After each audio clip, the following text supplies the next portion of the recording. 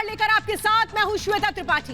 पाकिस्तान जो हर बार पीठ में छुरा भोंकता है और किस तरह से चालबाजी करता है, आज उसकी एक बहुत बड़ी तस्वीर हम आपको दिखाएंगे, क्योंकि ये वो पाकिस्तान है जो आतंकियों को न सिर्फ पालता पोसता है बल्कि किस तरह से उनको पेंशन भी देता है। पाकिस्तान का इतिहास पीठ में खंजर घोंपने का रहा है। इस बार भी इमरान युद्ध विराम की बात करके उधर आतंकियों को उकसा रहे हैं। दुनिया की भीख पर पलने वाला चीन का पालतू पाकिस्तान आतंकियों को खुलेआम पेंशन बांट रहा है। पूरा विश्व जानता है कि आतंक के बिना पाकिस्तान सांस भी नहीं ले सकता है। आतंक का रास्ता छोड़कर इमरान खत्म हो जाएगा तो सवाल ये कि क्या पाकिस्तान पर भरोसा किया जा सकता है? क्या पाकिस्तान जो कहता है वैसा कभी करता है? क्या इमरान युद्ध विराम की आड़ में आतंक नहीं फैलाएगा?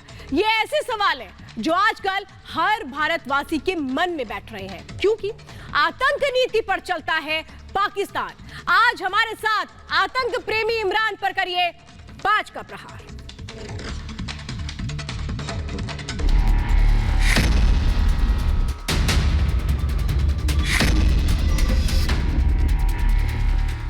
सबसे बड़ा आतंकी मुल्क पाकिस्तान, इमरान के घर आतंक की फैक्ट्री, बाजवा की नस नस में तबाही, आतंकी पौधे को उगाना, आतंकियों को बढ़ाना और दुनिया में आतंक फैलाना, यही है आतंकिस्तान की पहचान।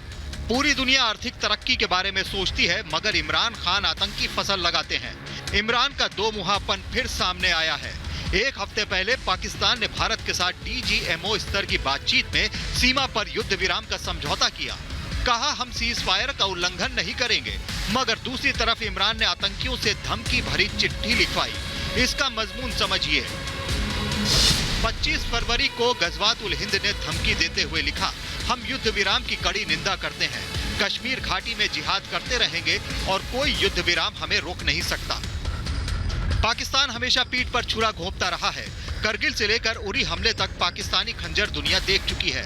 इस बार भी युद्ध विराम की आड़ में नापाक इरादे पाले बैठा है। इमरान के नए पाकिस्तान में जनता दाने दाने को मोहताज है, रोटी से दूध तक के लाले पड़े हैं, लेकिन इमरान आतंकियों को कोई कमी नहीं रहने देना चाहता। सरकारी खजाने से हाफिज से लेकर लखवी तक को खुलेआम पेंशन बांटता है। भारत ने आतंक नीति पर UNHRC में पाकिस्तान को जमकर लताड़ा।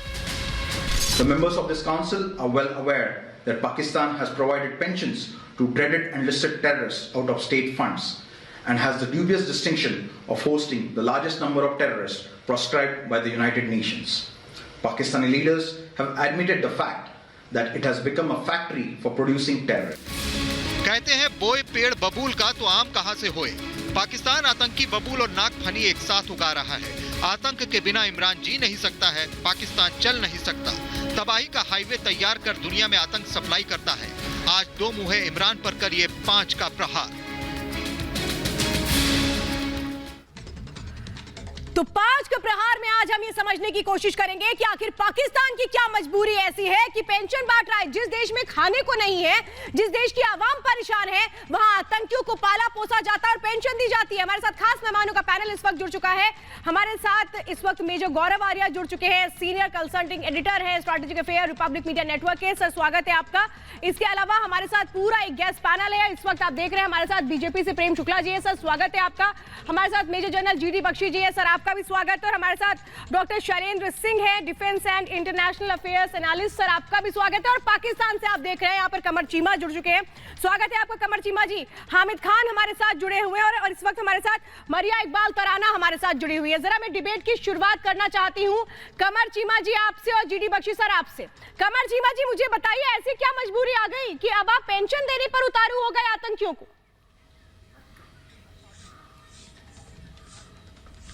देखिए जी, मैं नहीं समझता ऐसी कोई जो बात आप कर रही हैं, कोई पेंशन कभी किसी ने नॉन स्टेट एक्टर या दहशतगर्दों को भी पेंशन दी है। आप प्रोपेगेंडा जरूर करें, लेकिन प्रोपेगेंडा की नोयत इस तरह रखें ताकि लोगों को आपके प्रोपेगेंडा पे यकीन आए।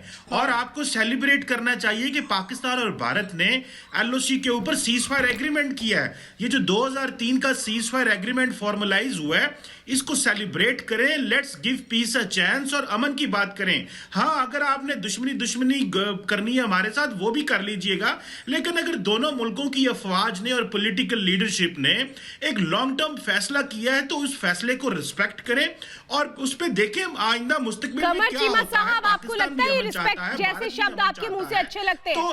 जीडी बख्शी सर, मैं यही समझना चाहती हूँ, साफ तौर पे भारत ने बताया है जब पोल खोल दी पाकिस्तान की, तो किस तरह से पाकिस्तान के ही जो कमर चीमा है वो कह रहे हैं नहीं ये प्रोपोगेंडा। अरे काहे का प्रोपोगेंडा है, सब खुलकर तो सामने आ चुका है।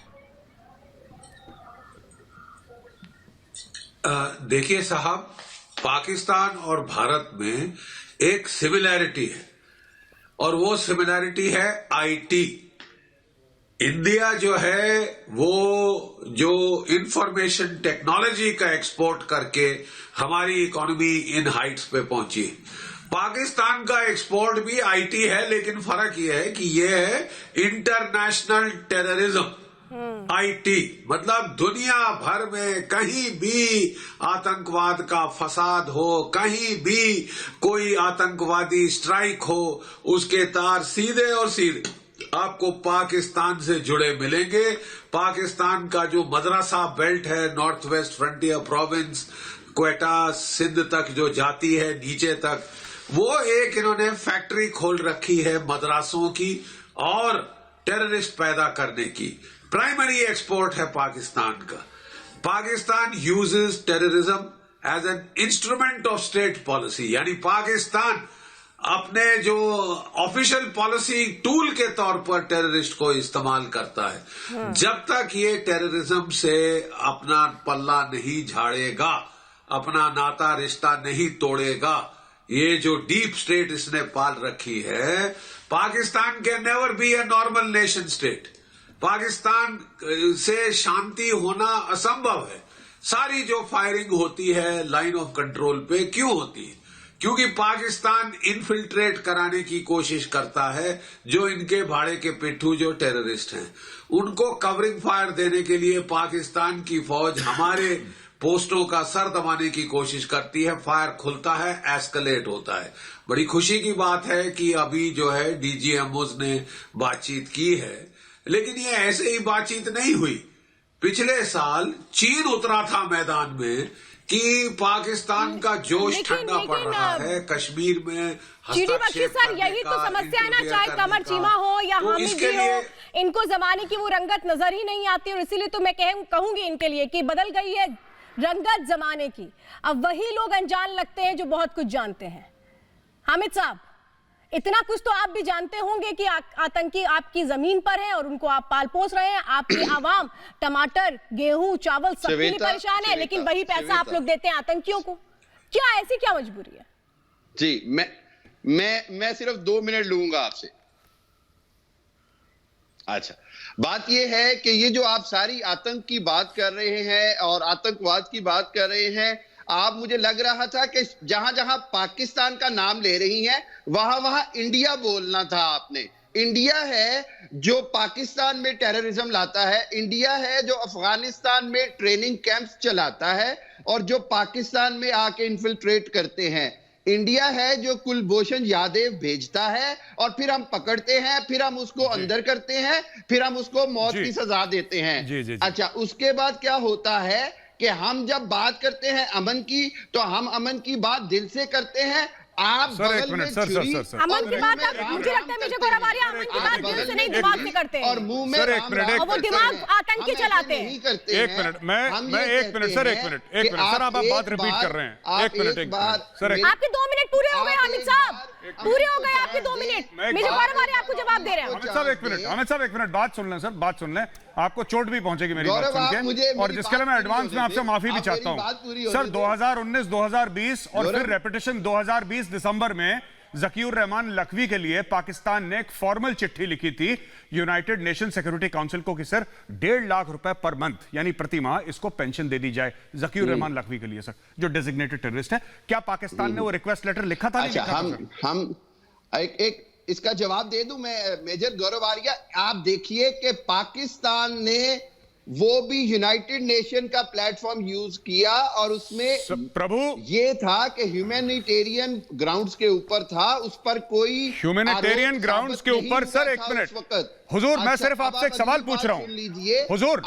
आप सर टेररिज्म मालिक हुकुम, मैं आपसे ये सवाल पूछ रहा हूं कि क्या पाकिस्तान ने, सर मेरी बात सुनिए सर, वही चीज आप लंबे खींचे चले जा रहे हैं सर मेरी बात सुनिए, मैं सिर्फ हाँ या ना में जवाब दीजिए। सुन भी लीजिए ना, आप 5 मिनट तक पहुंच गए हैं। मेजर गौरव आर्या की आप बात सुनिए, आपने 2 मिनट मांगे थे, मैंने आपको 5 मिनट दे दिए, आप शांत बैठिए। अब मैं ये बताता हूँ, ये इमरान खान जैसे कंटेनर पे चढ़े हुए हैं, ये कंटेनर पे चढ़े हुए हैं, कुछ नहीं कर रहे सर। आप एक बात बताइए हामिद साहब, क्या पाकिस्तान ने यूनाइटेड नेशन सिक्योरिटी काउंसिल को एप्लीकेशन दिया था ज़कीउर रहमान लखवी की पेंशन का, हाँ या ना?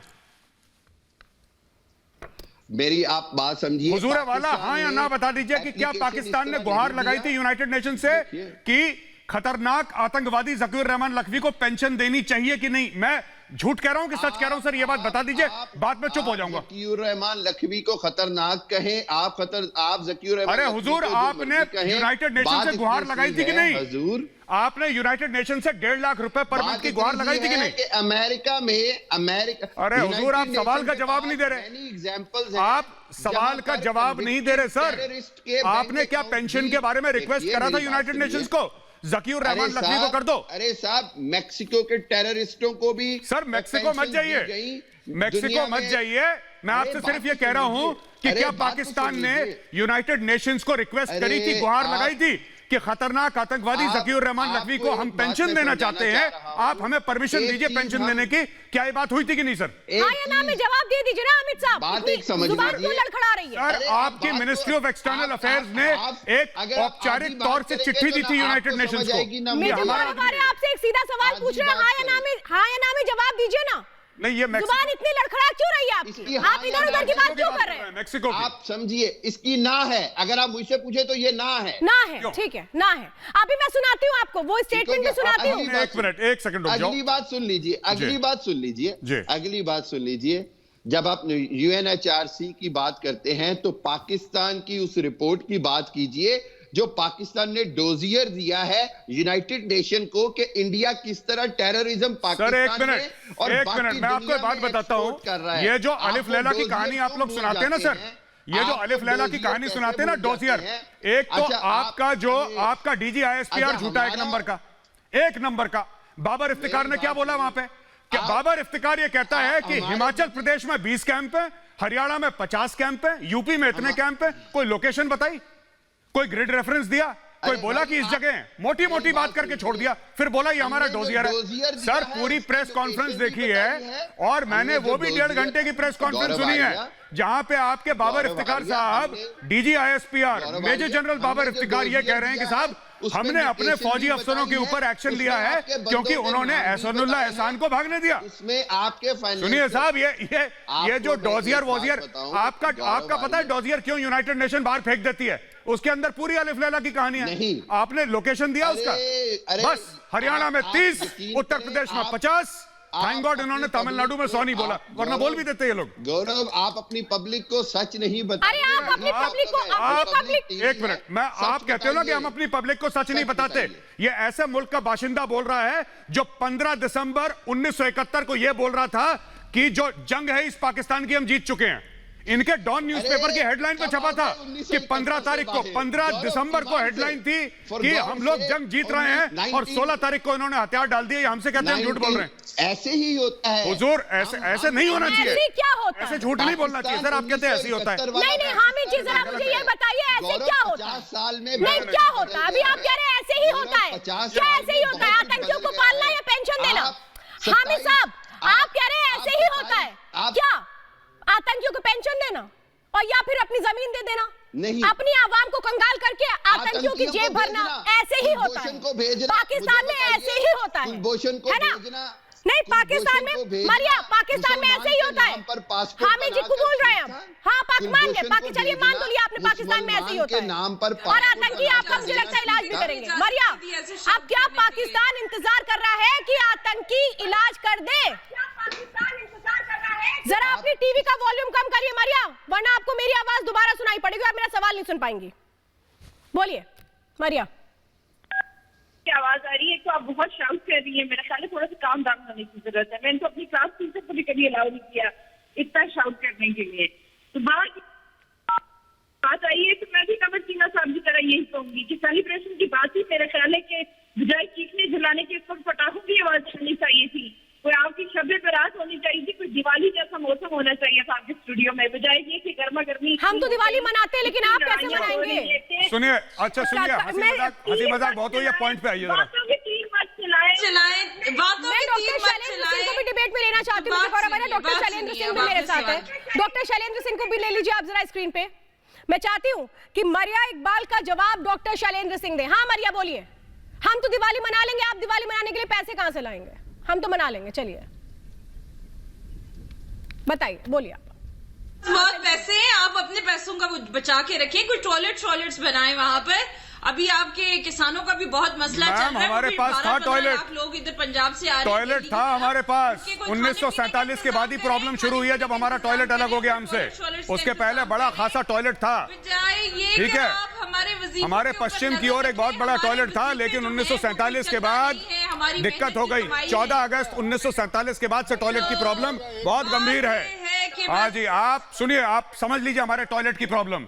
और जब ये कह रही हैं श्वेता आपसे कि आपके पास नहीं है पैसे, तो मान लीजिए आप लोग इजराइल के साथ इसीलिए तो डिप्लोमेटिक टाइज अपनी बढ़ाना चाहते हैं कि हाथ फैलाने के लिए एक और मुल्क मिल जाए। इमरान का नाम किसने लिया? हम तो जकीर रहमान लखवी की बात कर रहे हैं, इमरान की बात तो किसी ने नहीं करी। इमरान की आपकी बात सुनने लायक ही नहीं है। देर से आप हमारे मुल्क के वजीर आजम को इमरान कोई वजीर आजम नाम ऐसा लग रहा है कि मुगल आजम, पता नहीं क्या भिखारी आदमी उसको वजीर, आप उसको वजीर आजम क्यों कहती है? पता चल जाता है। बाकी वो प्यादा है, छोटा सा फौज का प्यादा, चेस खेलती है, प्यादा है वो कोई वजीर आजम नहीं है। लंबी चौड़ी बात करना छोड़ दीजिए। वजीर आजम, जब आप देख रहे हैं वजीर आजम नहीं है वो, मैडम वो वजीर आजम नहीं है, नाम बहुत लंबा चौड़ा है उसका। वजीर आजम नाम ऐसा बोला है वजीर आजम की पता नहीं बहुत बड़ा आदमी होगा, सबसे भीख मांगता है, किसी का बनता है ड्राइवर, बनता है कंडक्टर, वजीर आजम।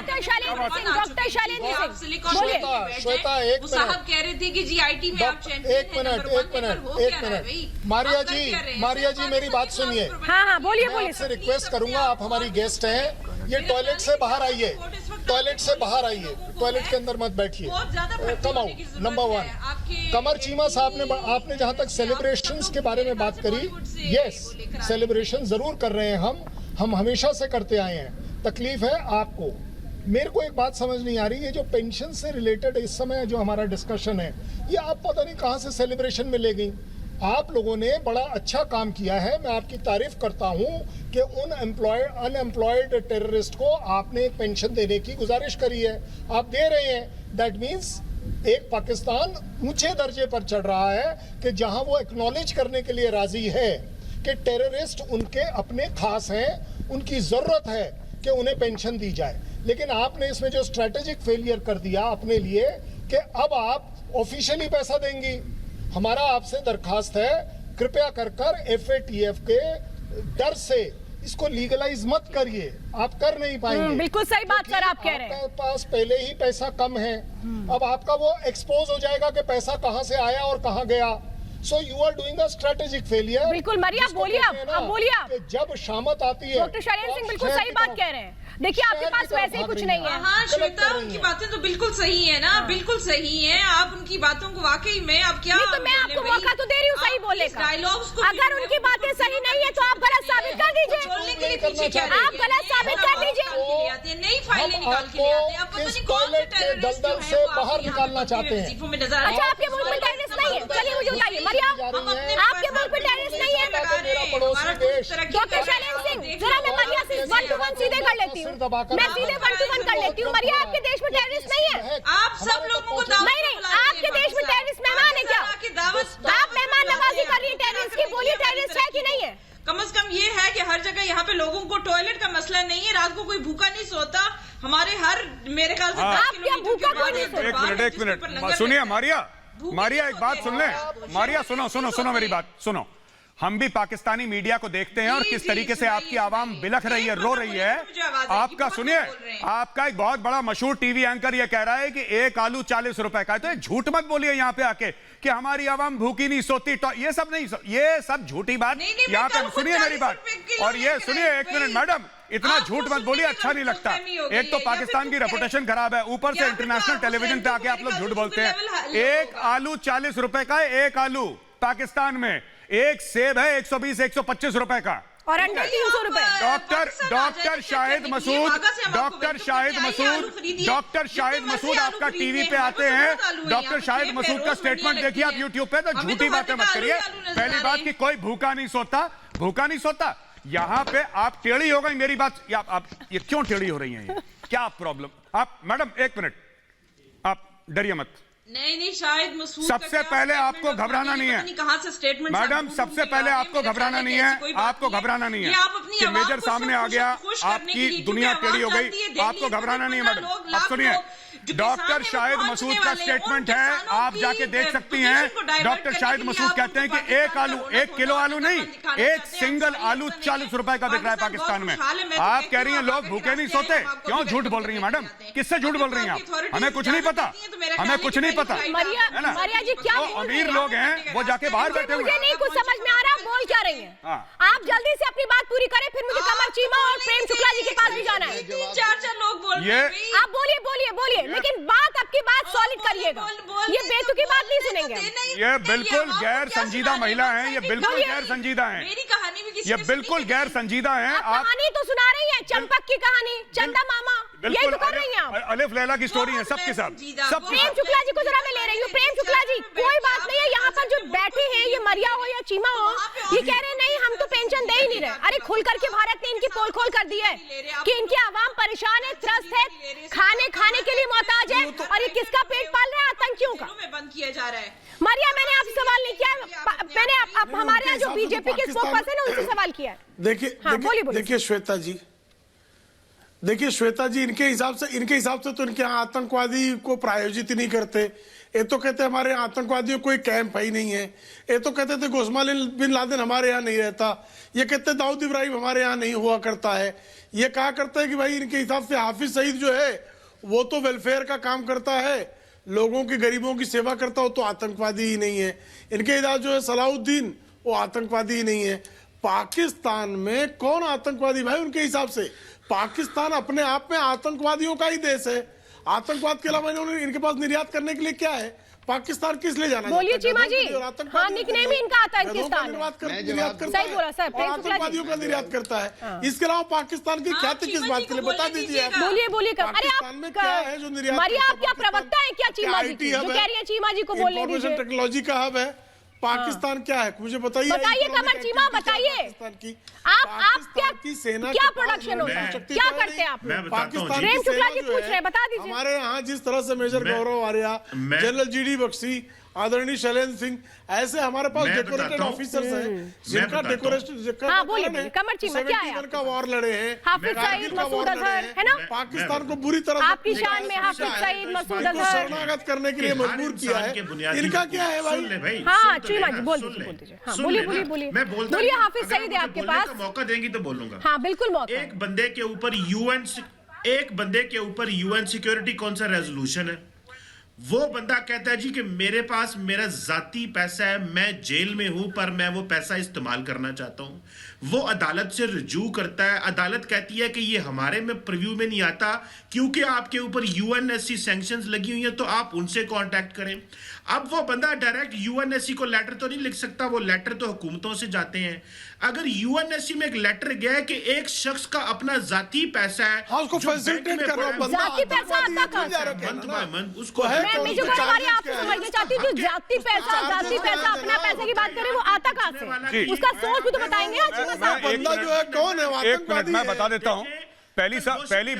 पहली बात जो कमर चीमा साहब ने बोली है, चीमा साहब विथ योर परमिशन सर, अगर वो दहशतगर्द हमसे कहे कि चीमा साहब चाहिए मुझे, चीमा साहब एक मिनट चीमा साहब, पहली चीज जो चीमा साहब ने बोली है, आखिरी एक मिनट चीमा साहब, एक जरूरी बात बोलना चाहता हूं अगर आपकी अनुमति हो तो। पहली बात जो चीमा साहब ने सीज फायर की बोली है लाइन ऑफ कंट्रोल पे, मैं चीमा साहब से अग्री करता हूं, मैं इस चीज को वेलकम करता हूं। ठीक है, जंग जितनी कम हो उतना ठीक है, लोग आराम से चैन से जिएं, ठीक है ना। पहली चीज तो यह है कि आई एग्री विद चीमा साहब। दूसरी चीज जो ये कहते हैं कि उनका हार्ड अर्न्ड मनी है या उनका पर्सनल पैसा है, लकीउर रहमान लखवी कहता है कि 1.5 लाख रुपए पर मंथ, यानी कि साल में कितना हुआ 15-16, मेरी गणित थोड़ी सी कमजोर है। इतने पैसे आए कहां लखवी के पास? कौन सा बिजनेस करता है, कौन सी मल्टीनेशनल कंपनी में जॉब करता है, वो क्या काम क्या करता है जकीर रहमान लखवी, जो कि यूनाइटेड नेशंस ने उसको टेररिस्ट अगर बोला है, वो काम क्या करता है भाई? पाकिस्तान हर समय कहता है कि हमारे 80,000 लोग मार दिए, राइट? इमरान खान कहता है कि 40,000 टेररिस्ट हमारे मुल्क में हैं। Imran Khan is on record. भाई अगर आप ऐसे लोगों को पालेंगे तो बंदों को ही तो मारेंगे और क्या करेंगे? लखवी के पास 1.5 लाख रुपए कहां से आए सर? मैं कह रहा हूं लखवी के पास एक रुपया भी कहां से आया? मैं बताता हूं, सारी की सारी फंड बताइए। जी चीमा साहब। भाई मैं बताता हूं, अभी मुझे सुने, कुलभूषण यादव एक डिक्लेयर्ड दहशतगर्द है, पाकिस्तान की अदालतों ने कहा, क्या आप उसकी बच्चों को आप तनख्वाह नहीं देते? एक मिनट, ये डिक्लेयर्ड दहशतगर्द कहां से चीमा साहब, कहां से जरा बताना जरा, कहां से डिक्लेयर्ड दहशतगर्द है? किसने डिक्लेयर करा इसको? जिसने पाकिस्तान किसने डिक्लेयर करा है? किसने डिक्लेयर करा है दहशतगर्द कुलभूषण को कत्ल किया? किसने डिक्लेयर करा है? चीमा साहब जवाब तो दें, आपने बोला ना डिक्लेयर्ड दहशतगर्द है, किसने डिक्लेयर करा? चीमा साहब किसने डिक्लेयर करा, बताए ना किसने डिक्लेयर करा? आपको पता नहीं है हमारे घर में घुसा हुआ एक मिनट, किसने? आपने बोला डिक्लेयर्ड आतंकवादी है, आपने बोला डिक्लेयर्ड दहशतगर्द है, किसने डिक्लेयर करा ये बताइए सर। भाई बहन छोड़ दीजिए, आप ये बताइए किसने डिक्लेयर करा, ये बताइए चीमा साहब। मैं आपसे रिक्वेस्ट कर रहा हूं सर, प्लीज टेल मी, किसने डिक्लेयर करा? वो खुद माना है, मैं पाकिस्तान सर माना, सुनिए एक मिनट चीमा साहब, फिर वही बात, वो माना। आप एक आदमी को टॉर्चर करोगे फिर कहोगे उसने माना? मेरे पास चीमा साहब, मेरे पास आप पाकिस्तानी आर्मी चीफ को भेज दीजिए, कमर जावेद बाजवा साहब को 2 घंटे के लिए भेज दीजिए, मैं मनवा लूंगा, मैं बाजवा साहब से मनवा लूंगा 2 घंटे के अंदर कि वो पाकिस्तान का आर्मी चीफ नहीं है, ये कॉफी का मग है। बाजवा साहब खुद कबूल करेंगे कि मैं एक कॉफी का मग हूं, मुझे माफ कर दो, मैं एक कॉफी का मग हूं। मैं आपसे ये कह रहा हूं, तो ये कबूल नहीं, किसने डिक्लेयर करा?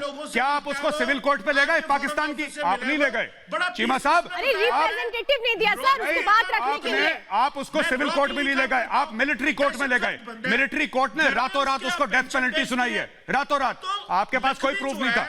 आपने लखवी तो यूनाइटेड नेशंस का घोषित करा हुआ टेररिस्ट है सर, उसकी पेंशनें दे रहे हो आप। क्या बातें करते हैं यार आप? अरे चीमा साहब, बातें तो हम सही करते हैं, बातें हम सही करते हैं, अब आपकी समझ में नहीं आती तो बातें खराब करते हैं।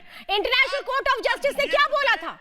पाकिस्तान को ये बोला था ना कि आपको पैरवी करने के लिए उनको वकील देना पड़ेगा, आप ज्यादती नहीं कर सकते हैं। ये आप भूल चुके हैं क्या? मैं बोलूं, जब आप लोगों को वहां से लताड़ लगी थी तो क्या था? ये कहा गया था ना कि मानवाधिकारों का उल्लंघन नहीं कर सकते। ये चीमा साहब आप भूल जाते हैं क्या? मैं बताता हूँ, नहीं आप बताइएगा, मैं जीडी बख्शी से बात कर लेती हूँ। जीडी बख्शी जी और हामिद जी के भी डिबेट होगी। जीडी बख्शी साहब बोलिए साहब। आप मुझे भी 2 मिनट दे दे। आपके 2 मिनट कभी नहीं खत्म होंगे। देखिए भाई साहब, ये नहीं चीमा साहब और मेरे पाकिस्तानी जो बाकी इंटरलोक्यूटर्स हैं, प्लीज जरा सुनिए साहब, ये तो अब हद से पानी सर के ऊपर जा रहा है। हमारा एक सिटीजन एक्स नेवी जो मर्चेंट नेवी में काम कर रहा है, ईरान चाबहार पोर्ट में बिजनेस कर रहा है, उसको firstly you kidnap, which is a crime, then you kidnap him, फिर आप उसको जो है फरार करके बलूचिस्तान में ले जाते हैं, उसको आप अपनी फौज आपकी ऐसे बेइंतहा टॉर्चर करती है। अरे साहब, टॉर्चर के नीचे आप कुछ भी मनवा लें। हमारी जो कोर्ट्स हैं वो तो किसी पुलिस वाले के सामने कबूल किए हुए एविडेंस को मानती ही नहीं है, आर कोर्ट्स डोंट एक्सेप्ट। आपने तो साहब किसी कोर्ट के सामने भी नहीं ले गए, आप तो उसको मिलिट्री कांगरू कोर्ट के सामने ले गए, टॉर्चर किया और कोई एविडेंस आपके पास नहीं था। बताइए चीमा साहब, प्लीज टेल मी, चीमा पढ़े लिखे आदमी, बोलिए कमर चीमा बोलिए। कोई हथियार मिले उसके पास, कुलभूषण के पास, कोई ग्रेनेड, कोई एक्सप्लोजिव, कोई कलाशनिकोव, कुछ मिला आपको? जीरो नहीं कहा, जीरो सर, जीरो। लेटर लिखा है और फिर आपको ईरान ने पाकिस्तान को कुछ कहा? कोर्ट कोई भी ऐसी बात नहीं हुई। आप खुद ही बोलने जा रहे हैं ईरान चीज है इस दुनिया में, कानून नाम की चीज है, कुछ तो खौफ करो खुदा। नहीं, मुझे लगता है पेंशन बंदे दे रहे को हैं आप और अभी भी कह रहे हैं कि ना अगवा पेंशन। मेजर गौरव आर्या, आप जरा जवाब दीजिए कमर चीमा को, और इसके बाद मैं हामिद जी को भी लूंगी डिबेट। ये देखिए, any statement taken under duress is not admissible in a court of law किसी भी सिविलाइज्ड कंट्री में। चीमा साहब को यह बात पता है, अगर क्योंकि वही ब्रिटिश लॉ से इंडियन लॉ बना है, वही ब्रिटिश लॉ से पाकिस्तानी लॉ बना है, बाद में मुख्तलिफ तरीके से अलग अलग तरीके से अपने लॉज चेंज करे हैं। अगर जो जनरल जेडी बख्शी सर ने बात बोली, बिल्कुल 100% सर ने बात ठीक बोली है। इवन पुलिस की कस्टडी में जो बयान देता है, जब तक वो मैजिस्ट्रेट के सामने न दे, जब तक वो लॉ के सामने बयान न दे, वो मुनासिब नहीं माना जाता। और यहां पे तो आप कह रहे हैं कि मिलिट्री के ऑफिसर के सामने बयान दिया था, वो तो बिल्कुल जीरो है, वो तो बिल्कुल जीरो है। इंटरनेशनल कोर्ट ऑफ जस्टिस में माना ही नहीं जाएगा sir. International court of justice ने फैसला दिया था, उसके अंदर कहीं नहीं लिखा गया कि उसका सर एक बात मैं आपसे पूछता हूं हामिद साहब, मैं आपसे पूछता हूं, क्या पाकिस्तानी कोर्ट में अलाउड है सर? सिर्फ हामिद साहब बताइए, क्या पाकिस्तानी कोर्ट में अलाउड है? पाकिस्तानी कोर्ट में अलाउड है गौरव? ये पाकिस्तानी कोर्ट में अलाउड है? बोलने तो दें आप, पाकिस्तानी कोर्ट में अलाउड है सर? गौरव 2 मिनट सर मैं आपसे क्या पूछ रहा हूं, पाकिस्तानी कोर्ट में अलाउड है ये? एक बालिया बयान अलाउड है पुलिस कस्टडी में, आर्मी कस्टडी में? कहीं भी नहीं होता। अलाउड है? बात सुन लें जी। इंटरनेशनल कोर्ट ऑफ जस्टिस ने जो फैसला दिया कुलभूषण का, सर कोई फैसला दिया ही नहीं अभी तक।